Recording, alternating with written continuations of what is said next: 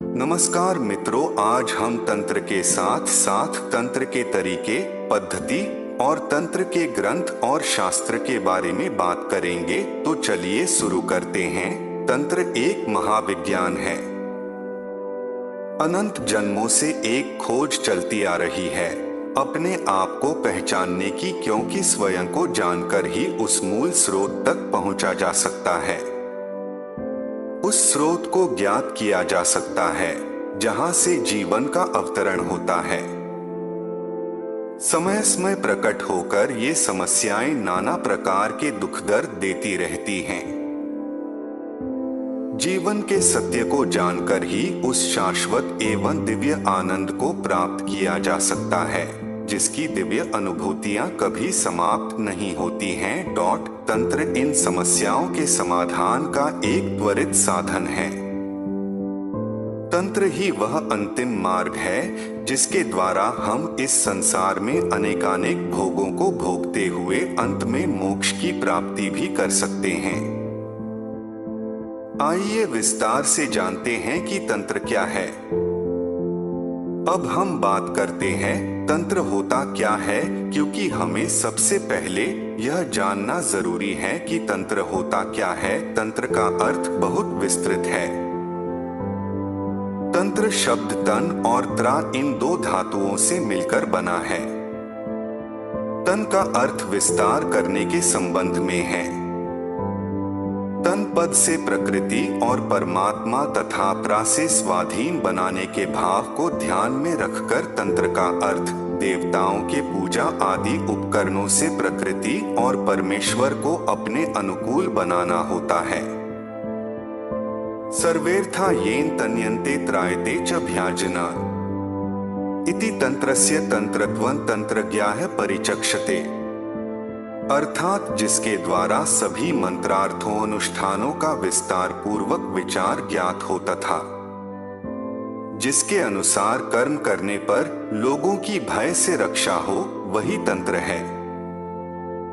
इसका अर्थ अपने आप में बहुत विस्तृत एवं गूढ़ है। अब हम जानते हैं तंत्र कितने प्रकार के होते हैं। तो हम सब जानते हैं कि तंत्र प्राचीन विज्ञान की एक प्रमुख प्रयोगशाला रही है। एक समय भारत में 64 प्रकार की तंत्र विधाओं का सर्वत्र प्रचलन था, लेकिन बाद में धीरे धीरे उनमें से ज्यादातर विधाएं लुप्त होती चली गईं। तंत्र के प्रकार तो बहुत थे, परंतु वर्तमान में इसकी 2-4 विधाएं ही शेष रह गई हैं। इसकी मूल बातों को भुलाकर आज ग्रंथों में बहुत कुछ अनाप शनाप जोड़कर इसे भ्रामक और डरावना बना दिया गया है। वर्तमान में तंत्र के 2 मार्ग बहुत प्रचलित हैं, वाम मार्ग और दक्षिण मार्ग। वाम मार्ग में साधक पंचमकार का प्रयोग करते हैं। पंचमकार में 5 वस्तुओं मद्य, मांस, मत्स्य, मुद्रा और मैथुन का वाम मार्ग का साधक प्रत्यक्ष प्रयोग करता है। वहीं दूसरी तरफ दक्षिण मार्ग का साधक इन सब वस्तुओं को हेय मानते हुए इनका प्रत्यक्ष प्रयोग न करके वैकल्पिक वस्तुओं का प्रयोग करके अपनी साधना संपन्न करता है। यदि हम बात करते हैं प्राचीन तंत्र विद्या की, तो प्राचीन तंत्र विद्या एक स्वतंत्र शास्त्र है जो पूजा और आचार पद्धति का परिचय देते हुए इच्छित तत्वों को अपने अधीन बनाने का मार्ग दिखलाता है।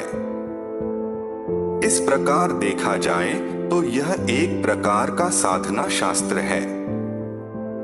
प्राचीन तंत्र विद्या में साधना के अनेक प्रकार दिखलाए गए हैं, जिनमें देवताओं के स्वरूप, गुण, कर्म आदि के चिंतन की प्रक्रिया बतलाते हुए पटल, पद्धति, कवच, सहस्त्रनाम तथा स्तोत्र इन 5 अंगों वाली पूजा का विधान किया गया है।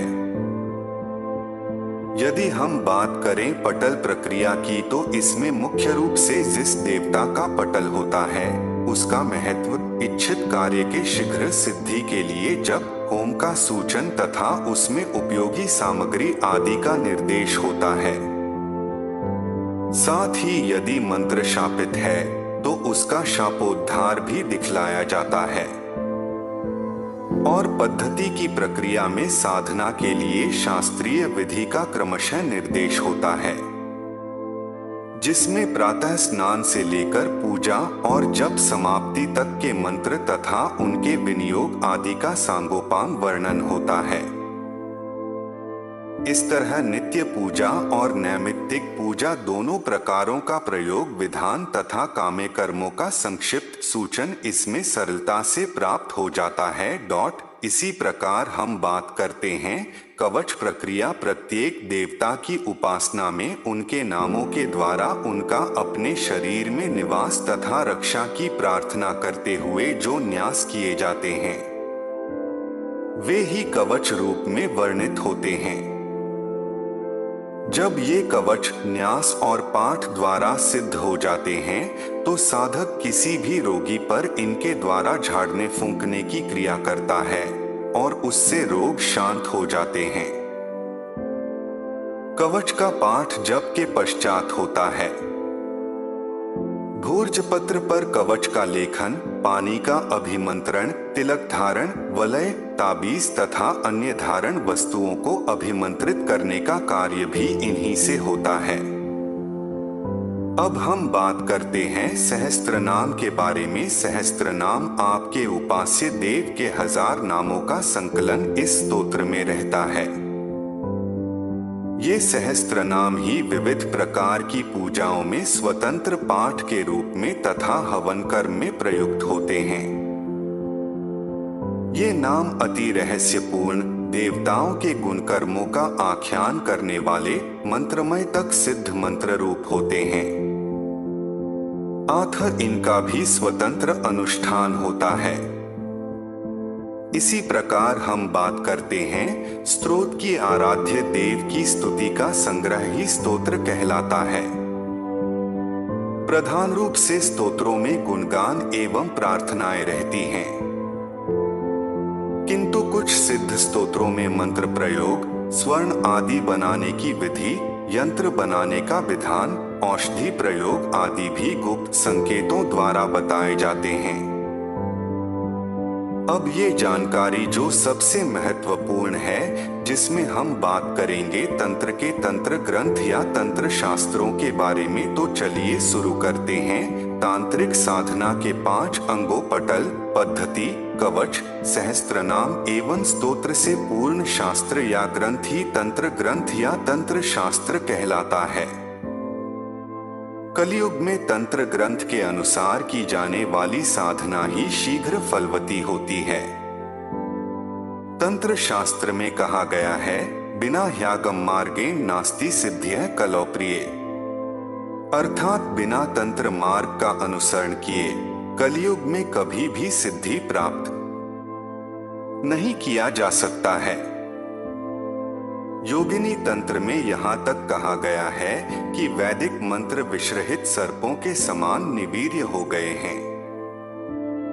वे सतयुग, त्रेता और द्वापर में सफल थे, किंतु अब कलयुग में मृतक समान हैं।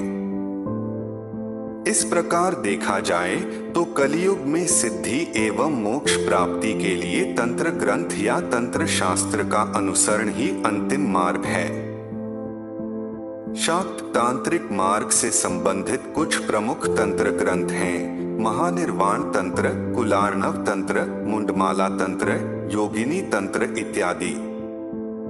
अब हम समझेंगे कि तंत्र विद्या को कैसे सीख सकते हैं या तंत्र विद्या का तरीका क्या है। तंत्र विद्या सीखना इतना आसान कार्य नहीं है।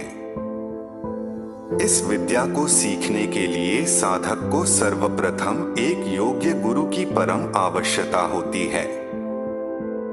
बिना गुरु के इस कठिन मार्ग पर चलना सांप के बिल में उंगली डालने जैसा है।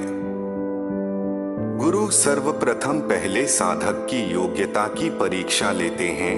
यदि साधक उनके कसौटी पर खरा उतरता है, तब जाकर साधक को गुरु द्वारा तंत्र विद्या की दीक्षा दी जाती है। तंत्र विद्या सीखना कोई खेल जैसा नहीं कि मन में आया और तंत्र के क्षेत्र में कदम बढ़ा दिए। कई जन्मों के पुण्य संचय के परिणाम स्वरूप एक साधक को योग्य तांत्रिक गुरु का शरण प्राप्त होता है। गुरुदेव के परम आशीष एवं साधक के अथक प्रयास, गुरु के प्रति अप्रतिम समर्पण के फलस्वरूप तंत्र का मार्ग साधक के समक्ष प्रकाशित होता है।